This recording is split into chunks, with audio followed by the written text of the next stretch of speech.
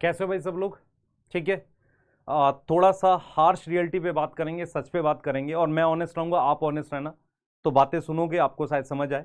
Session थोड़ा सा सुनने में खराब लगेगा, मुश्किल भी लगेगा, पर रियलिटी पे बात करते हैं जो रियलिटी है।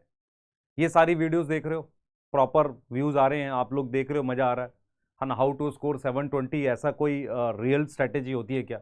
उस दिन अपने आप पेपर अच्छा होता है, 720 आते हैं। स्ट्रेटेजी बना के 720 नहीं आते, ये मेरा मानना है, बाकी कुछ ही किसी और का कुछ और मानना होगा ना। तो ऐसी बहुत सारी वीडियोस देख रहे हो आप, 720 कैसे लाने हैं, बैकलॉग कैसे क्लियर करना है, नीट 2025 में क्या करें, और पेपर टफ आएगा, ऐसी बहुत सारी वीडियोस देख रहे हैं। देखते रहिए, व्यूज आएंगे, कोई दिक्कत नहीं है। पर इनसे आपकी प्रॉब्लम रियल में सॉल्व हो रही है, मुझे कमेंट में एक बार जरूर बताना, हाँ सर सॉल्व हो रही है। मेरे हिसाब से तो नहीं हो रही होती है ना, मेरे हिसाब से ऐसी कोई प्रॉब्लम इन चीजों से सॉल्व नहीं हो रही होती। तो आज जो बात करेंगे उसमें आप ऑनेस्ट रहना, मैं ऑनेस्ट रहूंगा, ठीक है? तो सबसे पहली रिक्वायरमेंट आज के सेशन की है, बेटा आप ऑनेस्ट रहो, बातें सुनो, आप देखो एक्चुअल में प्रॉब्लम क्या है ना? अगर ऑनेस्ट रहोगे तो शायद कोई सोल्यूशन निकल आए। और मैं शायद इसलिए बोल रहा हूं क्योंकि हम वीडियोस के थ्रू सोल्यूशन नहीं निकाल पाते, ग्राउंड पे सोल्यूशन होता है, आपको एफर्ट करना पड़ता है। तो मैं अगर आपसे पूछूं कि रियल में सिलेक्शन के लिए क्या चाहिए, मेरे हिसाब से तीन चीजें चाहिए होती हैं। एक चाहिए रिसोर्सेज जिनसे आप पढ़ते हो, दूसरा आपको चाहिए होता है टाइम मैनेजमेंट, क्योंकि टाइम कम रहता है, कॉम्पिटिटिव एग्जाम है, 2 साल का सिलेबस 1 साल में करना है, या 12th वाले ही हो, आपको कम समय में चीजें करनी है, टाइम मैनेजमेंट इंपॉर्टेंट होता है। और तीसरा सबसे इंपॉर्टेंट होता है आपका स्तर, आपका लेवल। लेवल में कैसे देखता हूं मैं? जिस बच्चे का पहला ड्रॉप है, जिस बच्चे का हिंदी मीडियम का बैकग्राउंड है, और जिसने कभी 11th 12th बिल्कुल नहीं पढ़ी, और जिसने मतलब बहुत वीक इंग्लिश है जिसकी, मैं उनको सेम लेवल पे मानता हूं। मैं कहता हूं यार उनको बहुत एफर्ट की जरूरत पड़ रही है। तो मेरा ये मानना है कि रिसोर्सेज तो बहुत हैं, यूट्यूब पे बहुत लेक्चर हैं बेटा, स्मार्ट वन शॉट हमने डाल दिया, मतलब हमारे ही अलग अलग प्लेटफॉर्म पे यार 10 तरह के लेक्चर्स हैं। और बच्चे देखते हैं, ऐसा नहीं है, बिल्कुल देखते हैं और देखते रहे हैं। क्लियर है? हमें रियलाइज हुआ, देखो अगर मैं पूछता हूं एज अ टीचर मुझे क्या डालना चाहिए, दोबारा ऐसे लेक्चर डालना चाहिए, व्यूज आ सकते हैं, पर कुछ ऐसा डालना चाहिए जो अलग हो, जो नहीं है। जैसे एनसीईआरटी डीप लाइन आजकल पढ़ा रहे हैं, उसके अलावा क्वेश्चंस बहुत हैं, डीपीपी है, मतलब हर एक प्लेटफॉर्म पे डीपीपीज है ना, है। उसके अलावा बुक्स आ गई हैं, सबने बुक्स भी लिख दी, पता नहीं कैसे लिखी, पर लिख दी है सबने बुक्स, है ना। उसके साथ मॉड्यूल्स हैं सबके, और उसके साथ मैं डोपा प्राइम इसलिए दे रहा हूं क्योंकि मुझे ऐसा लग रहा है एक मिनिमम सेट ऑफ क्वेश्चन बच्चे को कर लेना चाहिए। तो हमारी स्ट्रेटेजी है सिलेक्शन वाली, तो ठीक है, उस पर बाद में बात करते हैं। रिसोर्सेज बहुत है, ठीक है, रिसोर्सेज की कोई कमी नहीं है, मतलब इतने रिसोर्सेज हैं बेटा कि आप 10 साल भी पढ़ते रहोगे ना, रिसोर्सेज इतने भरे पड़े हैं, पर आपको समझना पड़ेगा आपको किन से पढ़ना है, ठीक है। तो रिसोर्सेज आइडेंटिफिकेशन अब आप कर लेते हो, लेक्चर देखना है, उसके नोट्स बने हुए होने चाहिए, है जो भी है, और क्वेश्चंस बनाने हैं, मिनिमम डीपीपी बनानी है। और पर मैं एक डोपा प्राइम जो दे रहा हूं, साल भर में बना लेना एक बार जरूर से, चलो ठीक है।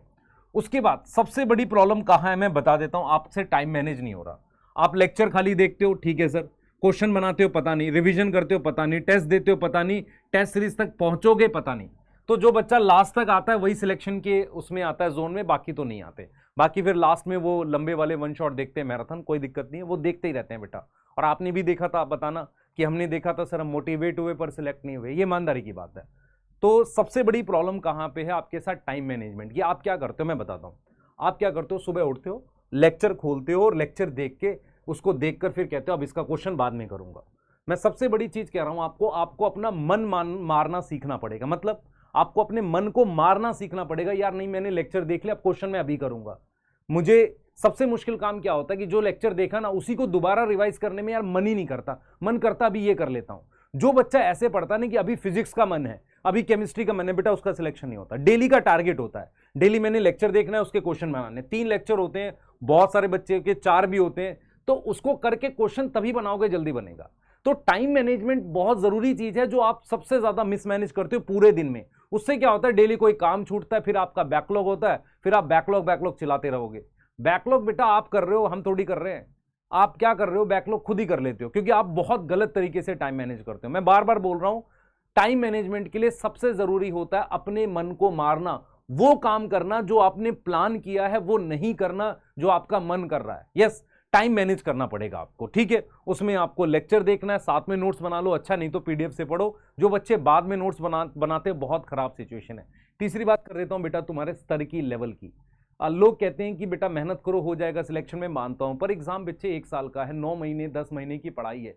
यदि आपका लेवल बहुत मतलब ऐसा है कि आपने 11th 12th कुछ नहीं पढ़ा था, आपके सिलेक्शन के चांस है पर कम है औरों से। क्यों? क्योंकि आपको मेहनत ज्यादा लगेगी। बच्चे मैं सच बोल रहा हूं, इसलिए आपकी बात खराब लगेगी, मेरी बात खराब लग सकती है आपको, इसमें कोई दिक्कत नहीं है, पर आपको मेहनत ज्यादा लगेगी। अगर आप मान लो स्लो लर्नर हो, आप हिंदी मीडियम से हो, आप पहला ड्रॉप था, या आप 11-12 से आए हो, आपने कुछ नहीं पढ़ा हुआ, तो आपको समय ज्यादा लगेगा। आपको समझ आ रहा होगा पर आपको समय ज्यादा लगेगा, क्योंकि आपको बेटा धीरे धीरे पढ़ रहे हो ना चीजों को, तो समय लगेगा। तो आप क्या कर सकते हो, या तो 2 साल लगा लो, या इसी टाइम को मैनेज करके टाइम निकालो। मतलब आपको कहीं ना कहीं ज्यादा मन मारना पड़ेगा। तो मेरी सारी जो बात का ना समरी ये निकल के आ रहा है, रिसोर्सेज खूब है, तू पढ़ नहीं रहा बेटा, पहला पॉइंट तो ये। पढ़ भी रहा है तो ऐसे पढ़ रहा है, देख दुख के अपना निकल गए, ठीक है। उसके बाद तू क्वेश्चंस नहीं बना रहा, बना रहा है तो अपने हिसाब से बना रहा, उसके आंसर्स नहीं चेक कर रहा प्रॉपर तरीके से, उसके डाउट नहीं सॉल्व कर रहा। कहीं ना कहीं तेरी ये सारी प्रॉब्लम इकट्ठे होकर तुझे कहीं ना कहीं फिर अगले साल फेल कर देगी। मैं ईमानदारी से बता रहा हूं तुझे, नहीं होगा बच्चे, ऐसे सिलेक्शन नहीं होते हैं। तुम्हें क्या करना है मैं फिर बताऊं, ये मैंने एक पूरी स्लाइड बनाई है, ये सोल्यूशन है, आप ये करो, लेक्चर देखो। ये मैं कोई सोल्यूशन तुझे नहीं दे रहा, ये मैं दे ही नहीं रहा, तुम्हें कोई सोल्यूशन नहीं दे सकता। सोल्यूशन तुम्हें खुद निकालना पड़ेगा, अपने टाइम को खुद मैनेज करना पड़ेगा। तेरे घर में 4 बजे बेटा पानी आता है या तुझे सुबह कितने बजे उठने की आदत है, ये तेरी प्रॉब्लम है। अपने नंबर ऑफ आवर्स फिक्स कर, मुझे इतना पढ़ना और इतना काम खत्म करना है। मैं बार बार बोल रहा हूं, अपने सोल्यूशन खुद निकालो, टाइम मैनेज करना सीखो खुद से। टाइम मैनेज करना परेशानी में अपने आप आएगा, कोशिश कर उसे। और साथ के साथ अपनी आंखें सिलेबस पे रखो। कितना टाइम बचा है? 4 मई को पेपर है, आज 4 सितंबर हो गया है, तो सोच टोटल एग्जैक्ट 9 महीने हैं, जिसमें से 3 महीने तो रिवीजन भी करेगा, तो 6 महीने का टाइम है। 180 दिन मैं बोल रहा हूं, पर हो सकता है उससे कम भी होंगे। पर तुझे 180 दिन में पूरा सिलेबस करना, और सिलेबस में तुझे सिलेबस लेक्चर देखने हैं, तुझे क्वेश्चंस बनाने हैं, रिवीजन करनी है, टेस्ट देने, ये सारा काम है। आज भी बच्चे ध्यान से समझ, जिन बच्चों के 500 हैं उनकी टाइम मैनेजमेंट के लिए वो चैप्टर काट दो जो तुम्हें आते हैं, उनके लेक्चर्स मत देखो, उनके देखो जो तुम्हें नहीं आते हैं, पर उनके क्वेश्चन जरूर जरूर करो जो तुम्हें आते हैं।